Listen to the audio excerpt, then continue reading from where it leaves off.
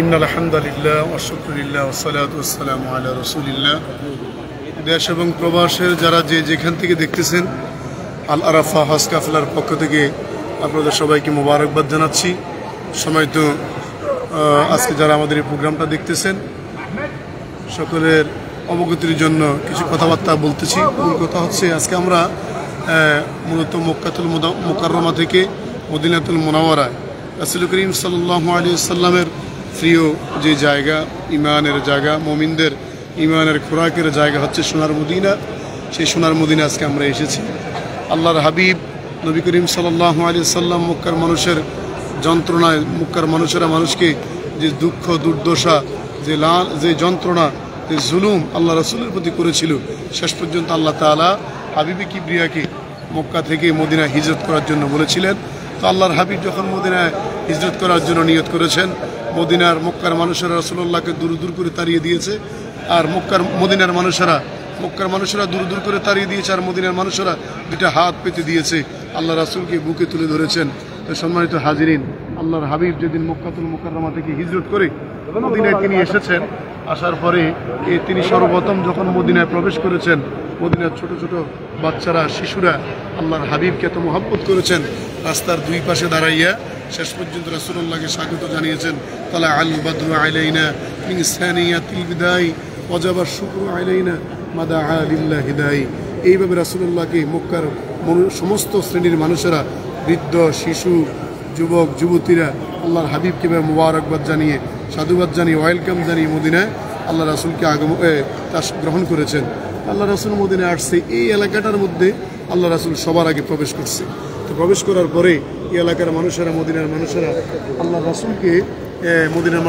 রাসূলকে মেহমানদারি করার জন্য পাগল হয়ে গেছে। শেষ পর্যন্ত আল্লাহর হাবিব বলছে যে আমি মেহমানদারি তোমাদের করব, মেহমানদারি তোমাদের নিব, তবে আমি সবার ঘরে তো মেহমানদারি করতে পারবো না।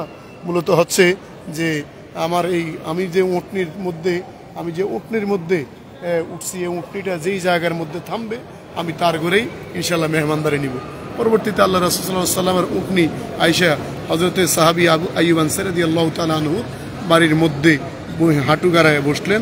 আল্লাহ রাসূল এখানে নামলেন, ওনার বাড়ির মেহমান হলেন। পরবর্তীতে ইসলামের যে কোনো মসজিদ নাই, রাসূলুল্লাহর হাতে গড়ানো কোনো প্রথম মসজিদ তখনও হয় নাই। তখন আল্লাহ রাসূল এই মসজিদটা, আজকে আমরা যেখানে দাঁড়িয়ে আছি, এটা হচ্ছে মসজিদে কুবা, ইসলামের ইতিহাসের প্রথম মসজিদ। এটা পৃথিবীর সবার আগের ঘর হচ্ছে কাবা শরীফ, যেটাকে আল্লাহ তাআলা বলছেন ইন্না ওয়ালা বাইতি উদিয়া লিন্নাস লাল্লাযী বিবাক্কাতা মুবারাকাও ওয়া হুদাল লিল আলামিন। এটা হচ্ছে মক্কার কাবা ঘর, পৃথিবীর সবার আগের ঘর।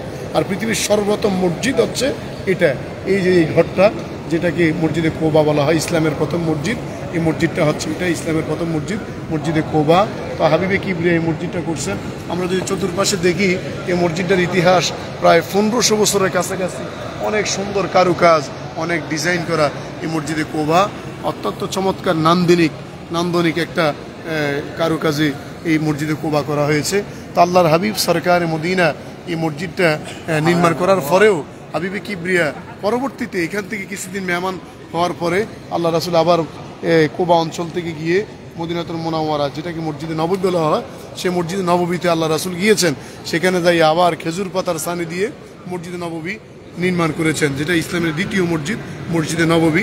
যে মসজিদে নববীতে 1 রাকাত নামাজ আদায় করলে 50,000 রাকাতের সওয়াব আল্লাহ তাআলা লিখে দেন। এই মসজিদে নববী তখন আল্লাহ রাসূল মসজিদ নববী নির্মাণ করেছেন, সাহাবায়ে কেরাম সেখানে সালাত আদায় করতেছেন। কিন্তু মসজিদে কোবাকে যাতে অবজ্ঞা না করা হয়, এই কারণে আল্লাহর হাবিব সরকারে মদিনা মসজিদে কোবার জন্য একটা অফার ঘোষণা করেছেন। সেই অফারটা হচ্ছে, কেউ যদি মসজিদে কোবাতে আইসে 2 রাকাত সালাত আদায় করে, আল্লাহ সুবহানাহু ওয়া তাআলা ওই ব্যক্তির আমলনামার মধ্যে একটা কবুল উমরার সওয়াব লিখে দিবে। সুবহানাল্লাহ, সুবহানাল্লাহ বিহামদি, সুবহানাল্লাহিল আযীম। কত বড় অফার! একটা কবুল উমরা, একটা উমরা করতে বর্তমানে 1.5 লাখ, 2 লক্ষ, 3 লক্ষ টাকাও খরচ যায়, যেভাবে হোটেল গ্রহণ করবে, যেভাবে বিমান গ্রহণ করবে। কিন্তু দেখা যায় পরবর্তীতে আল্লাহর মেহমানদের কিনে এখানে আসছি।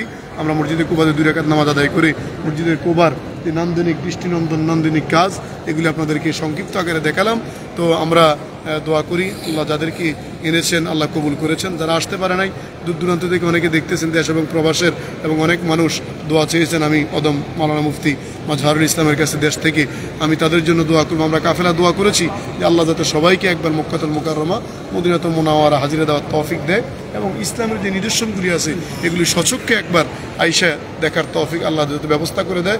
এগুলি দেখলে আমাদের ঈমান মজবুত হবে, আমরা আল্লাহ এবং তার রাসূলের প্রতি আরও ভালোবাসা বৃদ্ধি হবে, আমাদের নিজেদের আমলও বৃদ্ধি হবে। আল্লাহ তাআলা সবাইকে এই ইসলামী নিদর্শনগুলিতে আসার তৌফিক দান করুক, এটাই আল্লাহর দরবার আমাদের চাওয়া পাওয়া। আজকে এই পর্যায়ে এখানে বিদায় নিলাম। আজকে যারা দেখেছেন সবাইকে মোবারকবাদ জানিয়ে আজকে লাইভ থেকে বিদায় নিলাম। আল্লাহ হাফেজ, আসসালামু আলাইকুম রহমতুল্লাহ।